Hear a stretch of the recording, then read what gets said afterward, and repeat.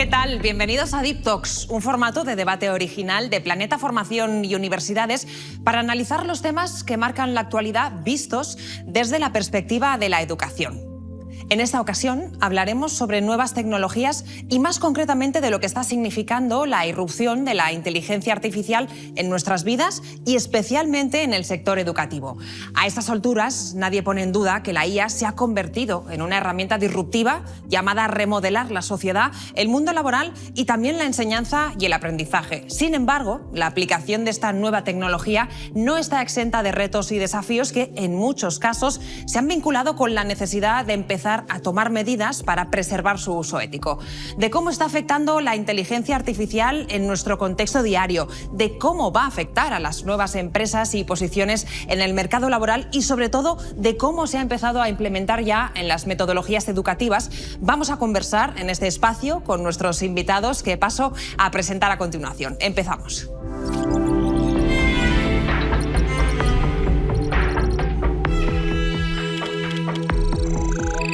Empezamos dando la bienvenida, por un lado, a Alejandro Briceño. Él es experto en transformación digital, innovación y transformación corporativa y docente además en EAE Business School. Bienvenido. Muchísimas gracias. Saludamos también a José Jesús García Rueda, experto en tecnología y arte digital, streaming y metaverso y vicedecano del área de STEM en Decor Entertainment Science School. Bienvenido. Gracias.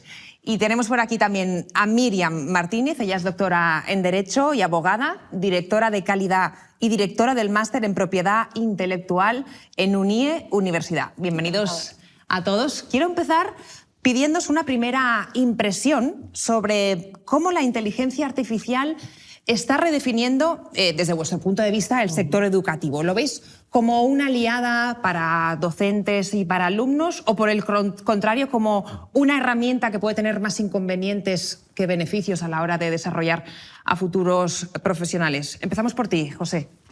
Muy bien, pues a ver, cualquier nueva tecnología, cualquier desarrollo tecnológico que venga a engrosar la caja de herramientas de la que disponen los docentes para mejorar los procesos de enseñanza y aprendizaje, pues es una buena idea, es bienvenida. También es verdad que la inteligencia artificial está basada en redes neuronales profundas, que es la que, digamos, se ha puesto de moda en el último año y medio, pues no es solamente una nueva tecnología más. Probablemente en la historia reciente es una de las tecnologías más disruptoras o con más capacidades de disrupción que hemos inventado, comparable solamente en ese sentido a la invención de la máquina computadora, del ordenador y de la invención de Internet. Entonces hay muchas cosas que van a cambiar. Por de pronto es la primera vez en la historia de la humanidad que disponemos de una herramienta que nos permite abordar los nuevos problemas a que nos enfrentemos con una metodología totalmente distinta, ¿no? Me imagino a las personas que por primera vez intentaron construir un gran puente tipo el puente de Brooklyn, pues hicieron lo que hacemos siempre, ¿no? Durante años prueba y error, desarrollos matemáticos, desarrollo de nuevos materiales, y después de mucho tiempo consigues un cuerpo de conocimiento, le das un algoritmo que te dice cómo construir ese tipo de puentes, y es un conocimiento asentado. Ahora ya no es necesario. Llevamos año y medio haciendo muchas cosas que estrictamente hablando no sabemos cómo hacer, ¿vale? Porque no sabemos cómo conseguir, no, tal cual, no sabemos cómo conseguir que una máquina, tú le escribas una frase y te genere una imagen. No sabemos cómo hacerlo. No hay un libro que diga esto se hace así, esta es la secuencia de pasos que hay que seguir. Hemos cambiado el descubrir por el entrenar. Ahora, la estrategia que hemos seguido después de intentarlo mucho tiempo y no conseguirlo, es decir, vamos a entrenar una máquina a un constructo matemático que a través de ejemplos va a aprender ella sola cómo conseguir esto. Pero estrictamente hablando, ni la máquina sabe cómo lo hace ni nosotros tampoco. Eso va a generar pues un cambio radical en la forma en que progresamos y abordamos el nuevo conocimiento, que obviamente va a tener una repercusión muy importante en la formación. Para mí, la formación en un medio a largo plazo va a cambiar, va a sufrir una revolución, un cambio equiparable al que tuvo cuando la revolución industrial. Estamos hablando de algo así. Hace poco publicaba Microsoft su informe del futuro del trabajo, que este año va dedicado a la IA, como no puede ser de otra manera, y daba algunas pistas, ¿no? sobre cómo tiene que cambiar la formación para abordar esa nueva edad de la IA. Y hablaba de probablemente ya no sean tan necesarias las capacidades creativas de la gente, porque eso es lo que la IA hace bien, y van a hacer falta capacidades pues más de visión holística, de concepción integral del conocimiento, capacidades de comprender mucho más la profesión a la que te dedicas, porque ya el hecho de ponerte y hacerlo ya no es tan importante como el hecho de ponerte y concebirlo. ¿De acuerdo? Todo este tipo de capacidades que llevan a formar profesionales cada vez más importantes, pero con otra perspectiva. que es un poco lo que ya estamos intentando hacer en The Core School, pues ya estamos poniendo en marcha, ya estamos planificando acciones formativas que desde el principio ayuden a nuestros estudiantes a comprender qué es la IA, a saber cómo funciona, cómo hemos llegado hasta aquí, qué nos espera, porque esto es embrionario, acaba de empezar, y un poco que desde el principio de su formación vayan integrando en sus procesos de aprendizaje y posteriores profesionales pues esta nueva herramienta. Claro, todos tenemos que empezar a aprender a usar esa inteligencia artificial. No sé cómo lo ves tú, Alejandro. Bueno, yo coincido mucho con José en que es un cambio de paradigma porque las universidades, las instituciones educativas tienen que ir incorporando en el día a día con los estudiantes y con los profesores la inteligencia artificial. En primer lugar, porque la inteligencia artificial va a hacer que se pueda personalizar la educación. Antes tú tenías que ir a acudir a diferentes fuentes de información. Es que ahora lo tienes al instante. Es decir, la información es instantánea y puedes aprender de forma inmediata. Entonces, por un lado, muchas tareas repetitivas que hacía un profesor, como por ejemplo hacer una evaluación, corregir exámenes, van a poder ser desplazadas por la inteligencia artificial porque vas a tener algoritmos que te van a poder solucionar esas tareas. Entonces, toda tarea repetitiva va a poder ser desplazada por un algoritmo de inteligencia artificial, lo que reduce sobre todo el tiempo que una persona, sobre todo un profesor, un estudiante, dedicaba a estas evaluaciones.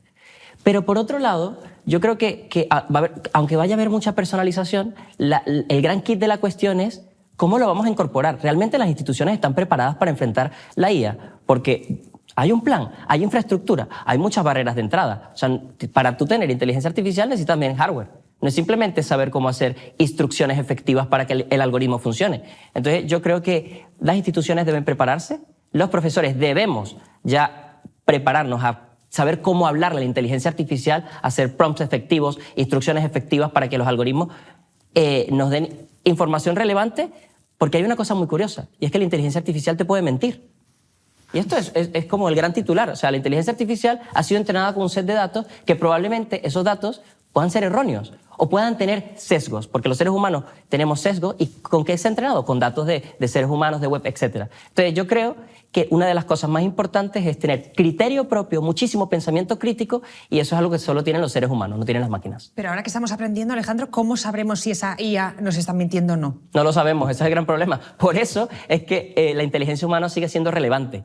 Tenemos mucha inteligencia artificial que hace muchas cosas para nosotros, pero ojo, hay que tener atención a que el pensamiento crítico, la creatividad y la estrategia siguen siendo relevantes a la hora de trabajar con la inteligencia artificial. En un mundo dominado por la IA, la creatividad y la estrategia seguirán siendo relevantes. ¿Cómo lo ves tú, Miriam?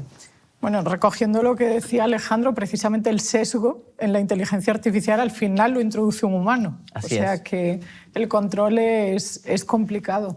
Yo recojo lo que han dicho mis compañeros en el ámbito de la educación superior, en la educación universitaria, la inteligencia artificial en los alumnos es una realidad.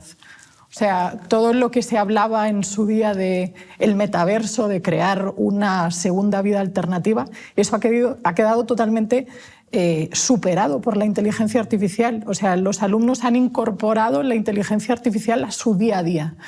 Con lo cual, para nosotros como docentes no podemos mirar hacia otro lado. O sea, creo que hay que ser conscientes de la realidad que supone el uso de la inteligencia artificial. Creo que es una herramienta muy valiosa que nos puede dar, tanto en el ámbito estrictamente educativo como luego cuando salgan al mundo profesional. Creo que es una herramienta que puede dar unas funcionalidades brutales, pero creo que es muy peligrosa. Es muy peligrosa porque, y ahí está el gran reto, yo creo que tenemos los docentes, de inculcar en los alumnos que la inteligencia artificial no sustituya en ningún caso a la inteligencia humana.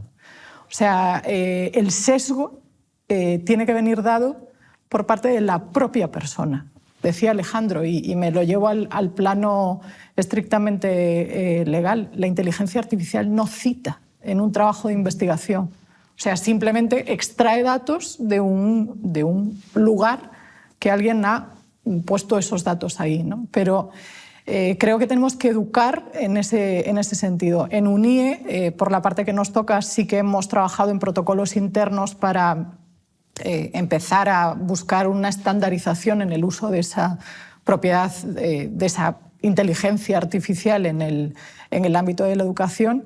Y ya estamos incorporando herramientas que les van a servir a los alumnos para trabajar en el futuro. Por ejemplo, en los despachos de abogados se ha incorporado herramientas de inteligencia artificial para redacción de demandas. Pero eso no puede sustituir en ningún caso la figura del jurista, ¿no? Que le dé una revisión a esa demanda, y en eso estamos trabajando, que es una tarea claro, permite hacer un poco más el trabajo más tedioso, ¿no? Más mecánico. De búsqueda, de análisis de información, pero desde mi punto de vista la parte final de toda esa labor o de todo ese trabajo tiene que quedar o seguir residiendo en la mente humana. Decías, disculpa. Es muy curioso, Miriam, yo estoy de acuerdo contigo. Has dicho un ejemplo muy concreto de cómo un jurista va a poder utilizar la inteligencia artificial. Para mí el futuro es una relación simbiótica entre inteligencia artificial y seres humanos. Es decir, ¿quiénes van a ser los que van a estar liderando la fuerza laboral? Aquellos que sepan utilizar la inteligencia artificial. Entonces tenemos que prepararnos desde ahora. Y yo creo que el gran plan de las instituciones debería ser primero, antes de incorporar tecnología basada en inteligencia artificial, primero es un cambio cultural y entender que nos estamos enfrentando, como decía José, a una revolución, a la revolución del conocimiento instantáneo. Entonces tienes ahora que aprender a usar la IA, y para que no te gane, tienes que saberlo usarla correctamente y con ética, ¿no? Con mucho, como bien apuntabas, Miriam. José, ¿sentías tú también? Sí, es que me parece más fundamental lo que se está comentando, porque no nos puede pasar con las nuevas generaciones de estudiantes que nos lleguen lo que nos ha pasado con la ola de Internet, ¿no? Y con la ola de Google y tal. No puede ser que nuestros estudiantes crezcan pensando que los problemas se resuelven haciendo una consulta a un buscador o ahora mismo entrando en un chat GPT y preguntándole y conversando con él. Claro, cuando habláis de que los juristas, y como tantas otras profesiones, ¿no? En mi campo, por ejemplo, los programadores, etcétera, pues estamos incorporando las técnicas, las herramientas de inteligencia artificial para nuestro día a día y nuestro trabajo. Claro, partimos de la base de que son juristas, por ejemplo, por seguir con el ejemplo, que ya lo eran antes de llegar a la inteligencia artificial. Entonces tienen unos métodos de trabajo adquiridos, unas formas de pensar, una cultura de su profesión y un bagaje. Claro, para mí, no voy a decir el peligro, ¿no? Pero uno de los retos a enfrentar es concienciar a las nuevas generaciones de estudiantes y futuros profesionales de que tienen que seguir desarrollando todas esas habilidades propias de su profesión, porque no pueden confiar en que yo de esto no hace falta que sepa tanto, porque ahora viene una IA y me va a hacer el trabajo por mí. Claro, yo ahora llego y ya está. De hecho, permíteme que te interrumpa, en los despachos de abogados, por ejemplo, estas herramientas que comentaba antes de inteligencia artificial, no se permiten, por ejemplo, el uso de esas herramientas a los juniors. ¿Por qué? Porque se busca que haya un desarrollo profesional tradicional, por decirlo así, y que luego se sepa incorporar ese tipo de herramientas cuando ya esa persona está formada profesionalmente, pero no como un sustituto de... Claro, primero que empiecen a interiorizar esos procedimientos, que sepan hacerlo y después ya cuando lo tengan dominado que puedan utilizar esa inteligencia artificial, ¿no? Miriam, tú decías antes en tu intervención que la IA no cita. Y precisamente en ese aspecto quería yo desarrollar un poquito más, porque de los desafíos en los usos éticos y de cómo afecta sobre todo a los derechos de propiedad intelectual. Te pregunto, ¿puede la inteligencia artificial crear obras? ¿Y quiénes son los autores de esas obras generadas por la IA? Lo digo también por ese debate en torno a la propia generación de contenidos, ¿no? De uso educativo. Me estoy imaginando, por ejemplo, una tesis doctoral. ¿Hasta dónde se puede llegar? ¿Hasta dónde no se puede llegar? ¿Qué opinas? Bueno, aquí los juristas siempre somos los cenizos en este tipo de cosas, ¿no? Esa es la pregunta estrella a día de hoy. Es verdad que el derecho todavía está intentando dar una respuesta a todos los problemas o a todos los condicionantes jurídicos que están apareciendo con el uso de la inteligencia artificial. Sin duda alguna, la creación de contenidos a través de la inteligencia artificial es un caballo de batalla para el derecho que hay que abordar.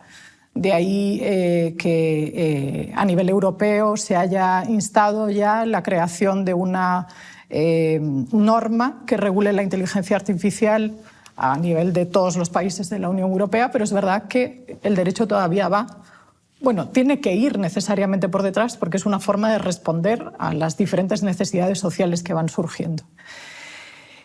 Hay problemas que no se pueden negar. Pues el otro día leía en una noticia del periódico que Eminem estaba pensando en iniciar acciones judiciales contra una plataforma que a través de un programa de inteligencia artificial había creado canciones imitando su voz. Entonces, ya no es solo el problema que tú apuntabas de la creación de una tesis doctoral, sino que va a la creación de otro tipo de contenidos que en un sistema tradicional pueden estar amparados por derecho de autor. ¿Qué ha pasado o cuáles son los primeros pasos que se han dado en materia de propiedad intelectual en este caso?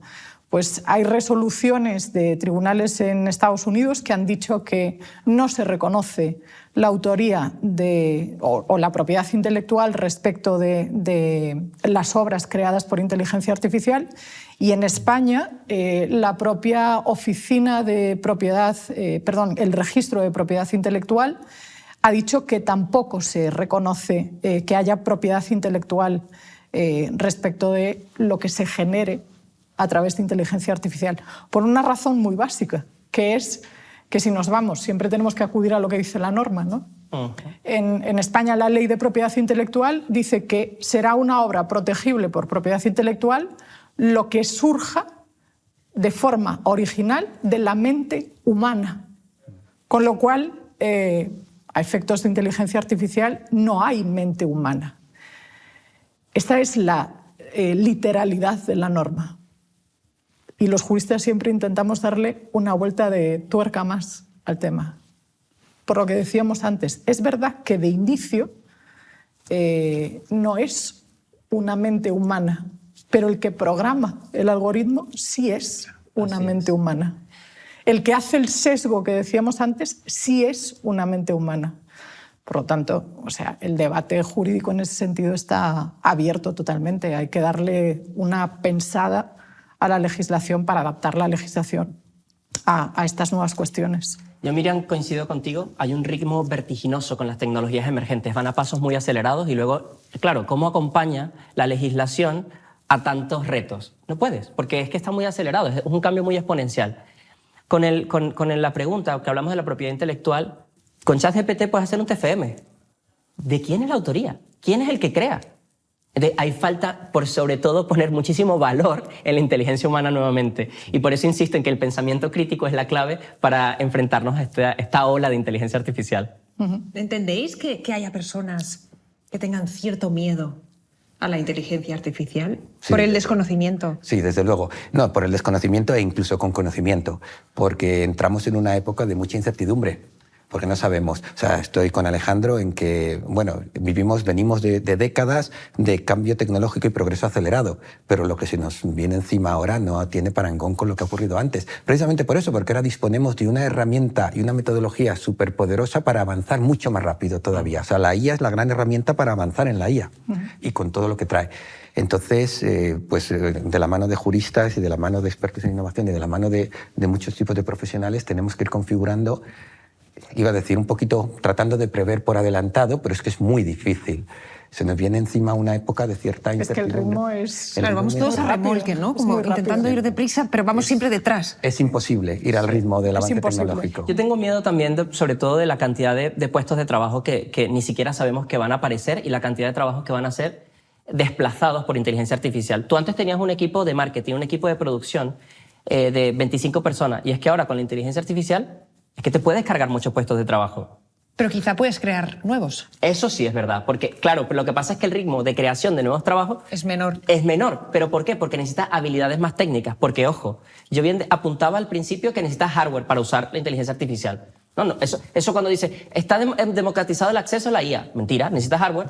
Una persona que no tiene dinero, no tiene un ordenador, no va a poder acceder. Ahora, si tienes acceso, tienes tú que aprender a usarla. Porque no es simplemente, no es como Google que pregunta, ¿no? Aquí la inteligencia artificial tienes que saber determinados frameworks o determinadas maneras de preguntar a la inteligencia artificial para obtener un resultado, que le llaman prompts, ¿no? Hay toda una ciencia que se llama el prompt engineering, que lo que busca es que tú aprendas a preguntarle a la inteligencia artificial. Entonces, claro, si se desplazan trabajo, tú te tienes que aprender estas nuevas herramientas. Entonces, no sé cómo va a ser el ritmo de aceleración de creación y destrucción de trabajo. Lo que sí sé es que vamos a tener muchos trabajos desplazados por la IA. Apuntaba... disculpa. Perdón, no, históricamente sí que se demuestra que cada vez que viene una disrupción de este estilo, con el tiempo se genera más empleo del que se quitó.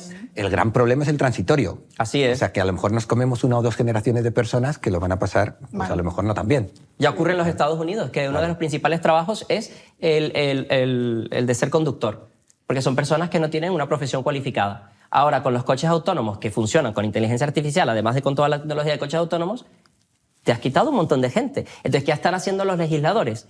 No podemos dejar que haya tantos coches autónomos, tenemos que tener una cuota. Pero el futuro está allí, y el futuro ya nos dice que vamos a tener coches manejados por inteligencia artificial, coches autónomos. ¿Y qué vamos a hacer con toda esta gente? Pues hay que prepararse, y para eso es lo importante la formación. Y la formación no solo es una cosa que se aprende en las instituciones, ¿no?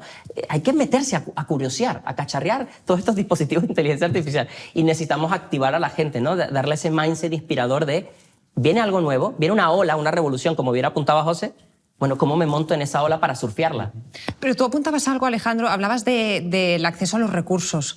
Eso puede crear diferencias, ¿no?, entre aquellos que tienen acceso a la inteligencia artificial y los que no. Bueno, ya se habla incluso, no ya solo a título personal, de usuarios individuales o personales, se habla incluso a nivel de empresas, ¿no? Ya se habla de las empresas ricas en GPUs, en tarjetas gráficas, y las empresas pobres en tarjetas gráficas. Porque claro, para crear, o sea, la inteligencia artificial la puedes abordar de 2 maneras. Puedes ser creador de sistemas de inteligencia artificial, ahí estamos pues con Google, OpenAI y todas estas, o puedes ser usuario. ¿Vale? O puede ser creador de segundo ciclo, ¿no? Te coges lo que han creado los demás y creas sobre ello. Pero en cualquier caso, claro, las empresas grandes pues tienen decenas de miles de tarjetas gráficas en sistemas para crear este tipo de cosas. Son las que se van a llevar, las que van a marcar el paso a todos los demás. Pero lo mismo puede pasar con los estudiantes, ¿no? Que termine habiendo estudiantes de primera, estudiantes de segunda, los que tienen más acceso a inteligencia artificial y los que no. Yo creo que en el caso de los estudiantes lo tienen más fácil de inicio porque tienen mucho más interiorizado el manejo de la tecnología. O sea, yo a nivel laboral donde realmente veo problemas son en las generaciones que están en su media vida laboral, que adaptarse a esta revolución les cuesta porque ya han tenido que adaptar anteriormente, pues incorporar el ordenador en su vida diaria, y ahora es como otra vuelta de tuerca más. Para los estudiantes creo que es mucho más fácil. El reto está con los estudiantes en hacerles ver que también adaptarse a esa realidad que también tiene un esfuerzo detrás. Por lo que decíamos antes, porque viven en la inmediatez. O sea, es todo tan accesible, y la inteligencia artificial en ese sentido todavía te da mucha más accesibilidad, que creo que hay que enseñarles a hacer esa adaptación. Es como un contrasentido dentro ¿no? del propio uso de la inteligencia artificial. O sea, te va a dar un montón de cosas, pero tienes que saber hacer el proceso de adaptarte a esa nueva era, ¿no? Hay una ventana de oportunidad para las instituciones educativas, que es hacer la enseñanza mucho más práctica, mucho más personalizada, y garantizar que sea efectiva, ¿no? En el sentido no de tanto una evaluación continua con puntuación, sino ahora con inteligencia artificial, como el conocimiento es instantáneo, garantizar que una persona aprenda a su ritmo, con sus propios estilos, con las propias menesteres del día a día de una persona que está estudiando. Pero es que ahora lo puede personalizar todo lo que llaman el learning path de una persona. Y otro reto que tienen las instituciones es saber si están preparadas. Karina apuntaba una cosa que decía, bueno, habrá instituciones que hay instituciones que tienen más dinero que otras. Entonces, en función de la región, habrá instituciones que van a ser mucho más competentes. Y eso también tiene que ver con los polos de innovación. O sea, tú sabes que hay universidades potentes porque han invertido en tarjetas gráficas, pero también porque tienen muchos buenos datos. Y eso no lo hemos dicho, pero los datos son muy relevantes, y todas las escuelas de negocio tendrán que poner a disposición todas sus fuentes de datos para generar nuevo conocimiento. O sea, la IA no funciona simplemente porque lo estamos viendo, sino porque la hemos entrenado previamente. Ahora que hablabas de datos, la inteligencia artificial está ya, podríamos decir, altamente integrada en profesiones que comentábamos antes, que precisamente están muy nutridas con esa creación de contenidos. Podríamos hablar de marketing, de comunicación, de publicidad, pero cada vez se está implementando más en todo lo que tiene que ver con ingeniería de datos y analítica, ¿verdad, José? Sí, tiene sentido, tiene todo el sentido del mundo, ¿no? Porque esta inteligencia artificial que tenemos ahora, pues basada en redes neuronales profundas y tal, pues iba a decir el fruto. No es el fruto, es un producto intermedio porque, repito, es un producto embrionario y todavía vamos a ver muchas cosas en no mucho tiempo, pero es el fruto de décadas de investigación y trabajo de todas estas áreas, ¿no? De la informática, de la ingeniería del software, de las matemáticas, de la estadística, de la analítica de datos, del big data, etcétera, etcétera. Entonces, parece que tiene lógica que una de las áreas donde más va a impactar sea pues la propia área que la vio nacer. ¿Vale? Entonces, por eso dentro de ese conjunto de profesiones relacionadas con el mundo informático y del software, pues es un momento a lo mejor de ya terminar de eliminar una concepción un tanto errónea que nos rodea muchas veces, ¿no? Y es asimilar que el informático es el que programa.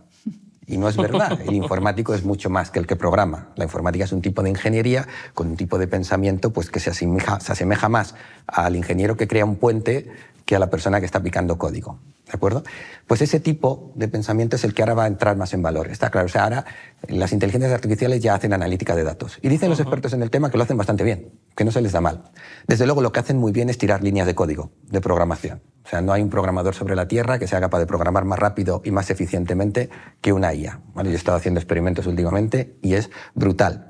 Entonces, es el momento, y un poco ese es el testigo que hemos querido recoger en mi institución, creando, pues sacando un grado en ingeniería del software en concreto, ¿no? Dices, mira, la informática nunca fue solo programar, pero ahora lo es menos que nunca. Ahora los profesionales que dentro de unos años, que desde ya se dediquen a la creación de aplicaciones software, tienen que tener un conocimiento más profundo que nunca en lo que va más allá de sentarte delante de la pantalla y empezar a teclear código. Tienen que ser muy grandes expertos y grandes conocedores de los procesos de conceptualización de las herramientas, de la captura de requisitos. Tienen que ser capaces de diseñar una buena arquitectura del software, una buena distribución de los recursos, gestionar muy bien el ciclo de vida de esa aplicación, a crear buenos planes de pruebas, la refactorización, el mantenimiento, todo eso que ya sabían, pero que ponían a lo mejor menos en práctica muchas veces en el día a día de su profesión porque tenían mucho foco puesto en tirar líneas de código. Eso ahora la IA lo va a hacer. Entonces necesitamos formar más que nunca informáticos transformados en ingenieros software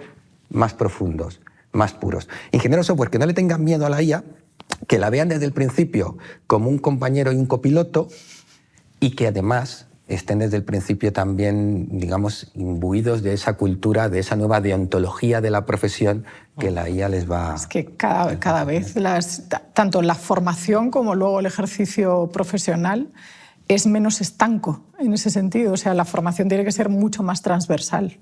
Y de ahí que se estén pues, sacando titulaciones que hace unos años eran impensables, pero que el propio mercado demanda ese tipo de profesionales jurídicos porque hay que desarrollar otro tipo de habilidades que antes no eran pensables y que ahora la inteligencia artificial obliga a ese tipo de perfiles. A mí me encanta pensar, por enriquecer este debate, que la IA, como nos va a hacer la vida mucho más fácil y sobre todo a los ingenieros de software, pues te vas a tener que preocupar por lo que llaman las power skills o las habilidades blandas.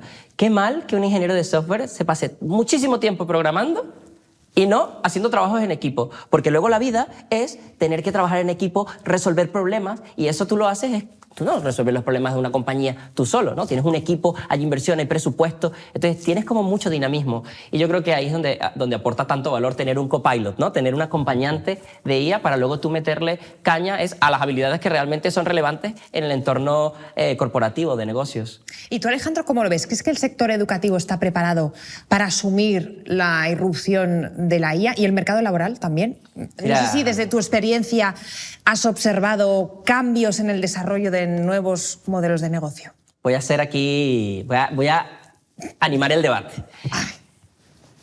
Voy a ser bastante claro. Yo creo que no está preparado, ¿vale? Esta es mi opinión. No sé si aquí no está preparado en el sentido de que primero hay que meter un plan de transformación, de ver cómo vemos, qué vamos a hacer, cómo entrenamos a los profesores, los primeros, ¿Cómo entrenamos a los estudiantes? Y luego, y la parte administrativa, porque también forman parte del centro educativo, de las instituciones educativas. Entonces yo creo que no están preparadas, y para prepararse lo que deberían hacer es, primero, ver qué recursos tienen, porque esto también es un tema de recursos. ¿Tengo dinero para entrenar a mi gente, o lo voy a hacer por vía libre, que se enteren ellos por un video en YouTube? Que no es así. Esto necesita realmente una estrategia por detrás. Pero bueno, esa es mi opinión. No sé si estarán de acuerdo. Alejandro lo tiene muy claro. El sector educativo no está preparado. ¿Qué opináis vosotros?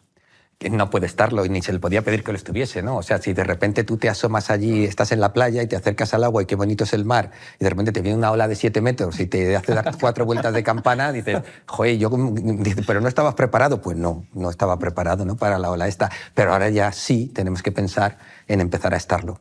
Y sí que, por hacer un poco de abogado del diablo, aunque coincido mucho con tu posición, Alejandro, pero sí que es verdad que creo que toda esa preparación que tenemos que hacer en nuestras instituciones tiene que hacerse desde el punto de vista de empoderar al profesor, probablemente, que tiene que ser el gran vehículo de introducción de estas tecnologías, y además el que sabe cómo sacarle mejor partido, porque es el que tiene la experiencia y el know-how de esto. Entonces, para mí, si en otras otras formaciones anteriores de la educación se ha puesto mucho el foco en el estudiante, creo que en esta, además del estudiante, el profesor debería estar en el foco.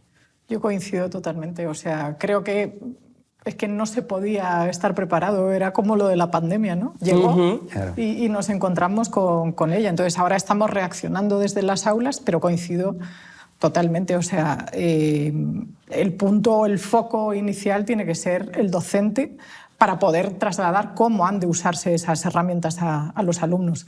También creo que hay capacidad de reacción rápida. O sea, creo que la irrupción de la inteligencia artificial ha sido tan fuerte y se ha incorporado tan rápido a nuestra vida ordinaria que se va a reaccionar rápido desde las instituciones educativas y a todos los niveles.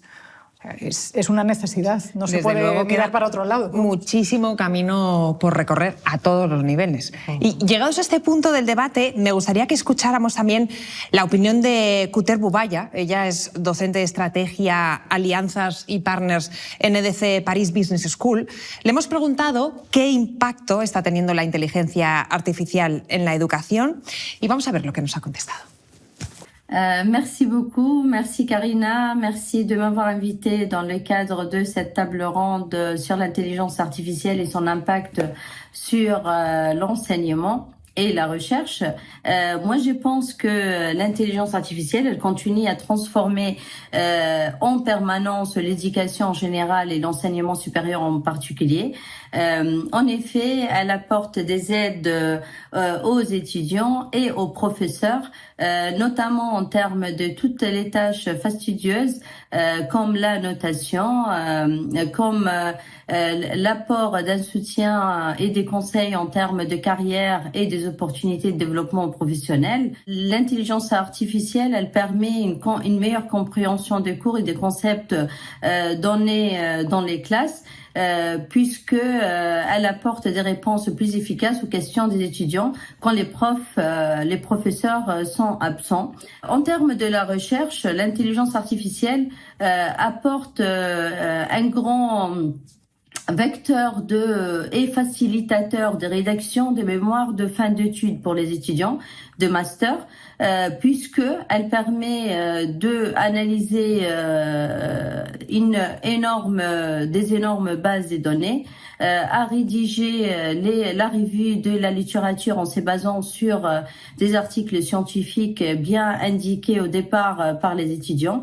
Il faut se méfier bien évidemment de plagiat, mais elle permet d'aider à rédiger la partie théorique et surtout d'apporter, avec les correcteurs automatiques et linguistiques, d'apporter une aide en termes de la rédaction du mémoire. Aussi, l'IA, elle peut, à partir des simulateurs d'entreprise, aider les étudiants qui souhaitent entreprendre et amener un nouveau projet à faciliter les processus de réalisation d'un projet, ainsi que la détermination de risques, de l'ensemble de risques qui peuvent rencontrer les projets et des modalités de management de ces risques. De ce fait, l'intelligence artificielle, elle représente beaucoup d'avantages et des défis. Elle peut être très bénéfique pour le monde de l'enseignement et la recherche et doit être utilisée sans aberration dans ces secteurs d'activité. Merci beaucoup Karina, merci beaucoup encore une fois. Au revoir. Pues ya lo hemos oído, los usos y la explotación de la inteligencia artificial son múltiples, pero como apuntaba nuestra docente, pues habrá que buscar ese equilibrio entre la interacción humana y la tecnología. Para terminar, os voy a pedir a cada uno de vosotros que lancéis un titular de cierre. Alejandro. El mundo que viene va a estar dominado por inteligencia artificial, pero la inteligencia humana seguirá siendo clave, el pensamiento crítico, la creatividad y la estrategia. Y eso va a hacer que todo este montón de trabajos que van a aparecer hagan que la gente se siga teniendo que formar. Así que la formación es clave, el pensamiento, la creatividad y la estrategia. Miriam. Yo lo tengo claro de lo que hemos hablado en este ratito que hemos estado aquí. La inteligencia artificial es una herramienta brutal que debemos aprovechar, pero en ningún caso la inteligencia artificial debe sustituir a la inteligencia humana. José. Pues un poco en la misma línea que mis compañeros. En esta época de advenimiento de la inteligencia artificial, en esta edad de la inteligencia artificial que estamos abriendo ahora, creo que es muy importante trasladar a nuestros estudiantes la idea de que el valor lo siguen poniendo ellos, en sus estudios y en sus profesiones. Cuando tenemos una IA capaz de escribir novelas es cuando tenemos que formar a los mejores escritores. Cuando tenemos una IA capaz de programar es cuando tenemos que formar a los mejores ingenieros. Pues muchas gracias a todos por vuestras ideas y aportaciones. Llegamos, como ven, al final de este Deep Talks, en el que hemos querido abordar algunos de los aspectos que rodean a la inteligencia artificial y que seguro van a ser cruciales en el desarrollo de los profesionales del futuro de cara a una mejor adaptabilidad a la realidad del mercado laboral. Un debate fascinante del que estoy convencida. Todos hemos aprendido un poco más y lo seguiremos haciendo. Os esperamos en el siguiente Deep Talks de Planeta Formación y Universidades.